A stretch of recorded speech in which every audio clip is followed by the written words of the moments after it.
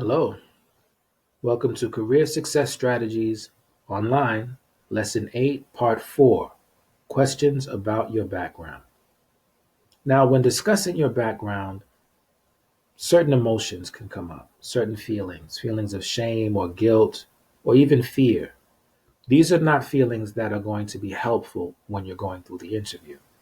So, what we're going to do is we're going to focus on some specific strategies and techniques when dealing with this subject.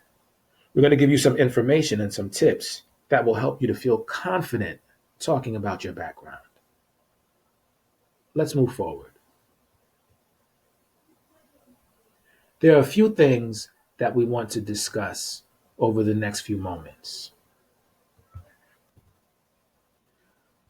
Before we talk about what may or may not show up on a background check, I wanted to share something with you. The background check takes place after you've gone through the interview and when you are given a conditional job offer. So, what does that mean? That means that you have already had the opportunity to put your best foot forward, to really show who you are and why you are the best person for this particular position. And obviously, it worked because you've been given a conditional job offer. So, whereas in the past, the background check would inspire fear, now you should be confident that the people conducting this background check, they have already had the opportunity to see who you are and to judge you based on not what you did in the past, but who you are today. Let's look at the background check in detail. So, convictions for misdemeanors and felonies, those will show up on a background check. Non-criminal convictions like violations, they will not show up on the background check. Arrests or charges that did not lead to a conviction, unless you have any pending active charges, that's not going to show up either. People often wonder how far back the background check can go. It could be 5 years, 7 years, 10 years. But what we're doing now is we're going to prepare for anything that may show up. It doesn't matter how far back it goes, we're going to be ready for any question that may be asked. Let's keep going. The good thing is that employers have to notify you before they run a background check. And you're legally given the right to review your own background. As a matter of fact, if you are not aware of your background information, you can make an appointment with the Education and Training Department. We'll fingerprint you. We'll send for your rap sheet. Someone will sit with you and go through your rap sheet in detail, help create a conviction summary, which will give you the information that would come up on a background check. It'll give you the opportunity to prepare for things that might come up. It'll also make sure that you are aware of the information that's actually on the background check.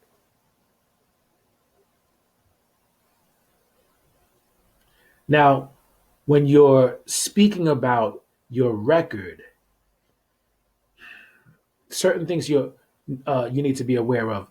It's always illegal for an employer to ask you about your arrests and your charges. We just finished talking about this a few seconds ago, that those things don't come up on the actual background check. But it's illegal to be asked about those things. See, an arrest or a charge does not imply guilt. And so that's a prejudicial question. It's an illegal question. But the fact of the matter is, there may be times you are asked illegal questions during an interview. So you need to prepare beforehand. You need to expect that these questions may come up, and you need to decide how you're going to deal with them. Don't wait until you're in the moment to try to figure out how you're going to navigate it. Use this opportunity now to prepare. If I'm asked this question and I choose to answer, how will I answer? Let's go through some examples of what you may be able to do when asked these questions. So if you're asked an illegal question before you've been given a conditional job offer, you may want to keep certain things in mind when you're figuring out the approach you're going to use. Take a few minutes to look at these bullets here. These are things that are going to help design the framework of how you're going to construct the answer to your question or the approach you're going to use. And look, the approach may change from interview to interview. You want to be aware. You want to pick up on cues. You want to feel the interviewer out. Use your instinct. Let's keep going. Now, if you're asked this question, you can explain that it's illegal and talk about your rights under Article 23A. There are pros and there are cons to every approach. Now, the pros to this approach, some employers may appreciate being educated. They may think, oh, this person is standing up for themselves. However, they may get defensive and it could change the tone of the interview. However you choose to approach it, you want to be aware of the pros and of the cons. Now, because it's illegal, you can decline to answer or try to change the subject. Again, pros and cons. Your rights and your privacy are being upheld. That's a pro. But the interviewer can think, you know what, this person is dodging the question. And they may try to press in.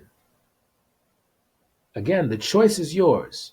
We just want to make sure you're aware of the possible pros and cons. Now, you may decide, I've been asked the question, I'm going to deal with it head on. Again, what are the pros? You're being open and honest, you're confronting the situation, and you have the opportunity to control the narrative.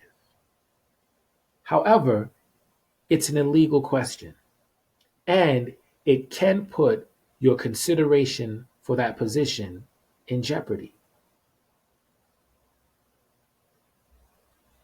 Now, if you're asked about your criminal record while you're applying, and you do decide you're going to use the third choice, you're going to answer the question. You're going to confront it head on.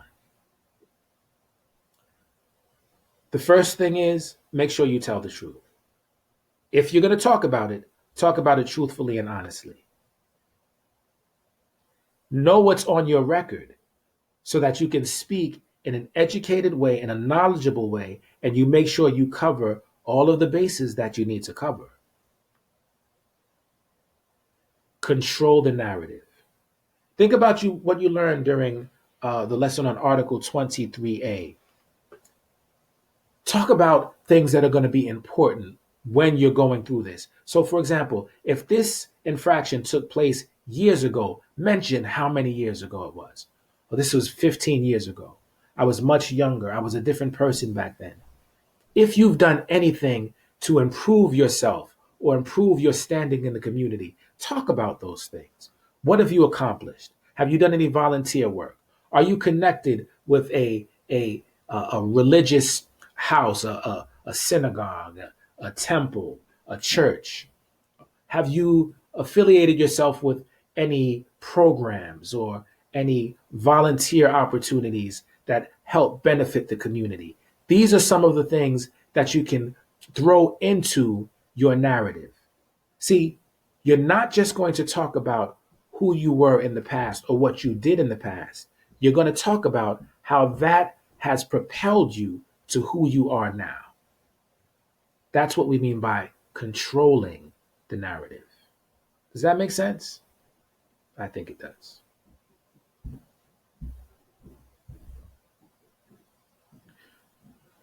Now, when you're actually dealing with applications, you shouldn't see any questions about convictions on the application either. That's also considered illegal. If you do see that, you can decide, you know what, I'm not going for this job. But if you do decide to move forward and complete the application, there are some things we want you to keep in mind. We want you to read all of the questions carefully. So, an example here is if they're asking if you've been convicted in the last 5 years, let's say your conviction was 7 or 10 years old, you can simply put no and move on. If you're given the space to explain the details of your conviction, if you think that's relevant, you want to use that opportunity. Now, if you're asked at the interview to give details or to talk about the conviction and the reason that you were convicted, this is not the time to really expound and to be really passionate. You want to give absolutely the most necessary information. You don't want to bring any personal feelings or the drama into it. You want to almost approach it in a mechanical way. Give the details so that you satisfy the curiosity of the interviewer, but leave the drama out of it. You want to separate yourself from the incident and from where it was. And even better, if this is something that took place a long time ago, make sure you mention how long ago the infraction took place. A few other things to keep in mind. Make sure you take responsibility for your actions. This is not the time to talk about what you didn't do or give excuses. Own it. Own it, give a brief description, and move forward. Put a positive spin on the experience, not necessarily the infraction itself, but give a positive spin on what you learned from it. How did it change you? How did it make you better? Who are you now as opposed to who you were?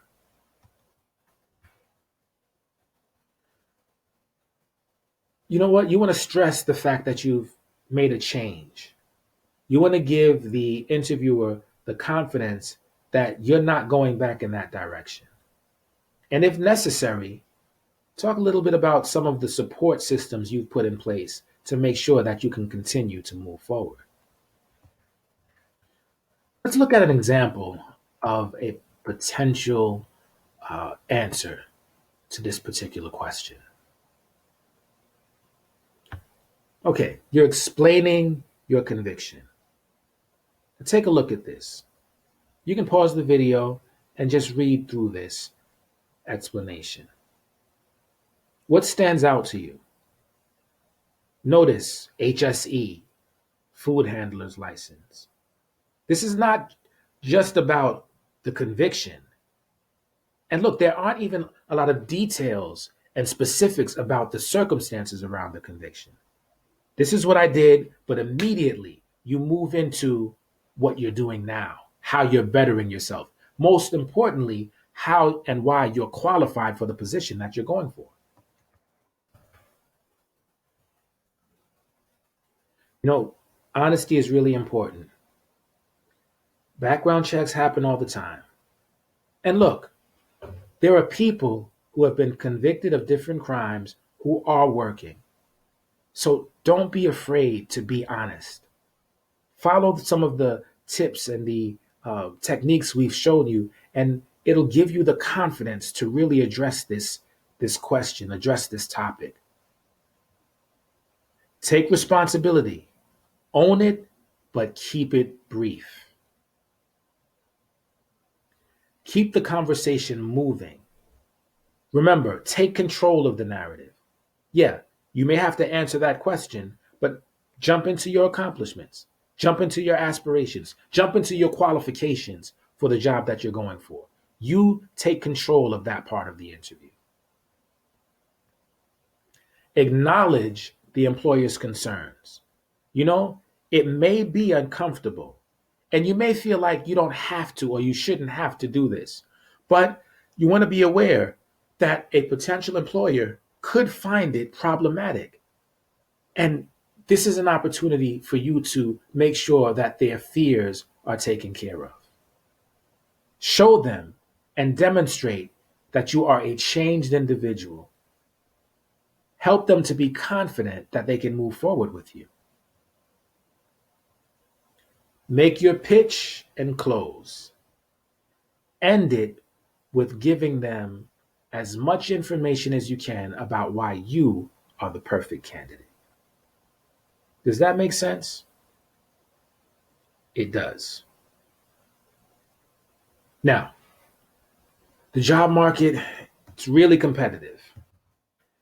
And that's why we want to make sure that you have all of the resources you need, that you are sharpening your technique, that you're planning ahead and preparing for any eventuality. If you don't have your rap sheet, please let your career developer know. We'll take you over to education and training and get you taken care of. This is really important. These are pieces of information, tools, techniques that you can use that will really help you when you're dealing with this sensitive subject. We know how difficult it can be, but if you prepare yourself, you'll get through it just like you get through everything else. Well, we finished another one. Well, not quite finished. I need you to go to Google Classroom, to the classwork page, look for Lesson 8, Part 4 Assessment, Questions about your background. You take care of that, and then you can check this lesson off. See you next time. Bye-bye.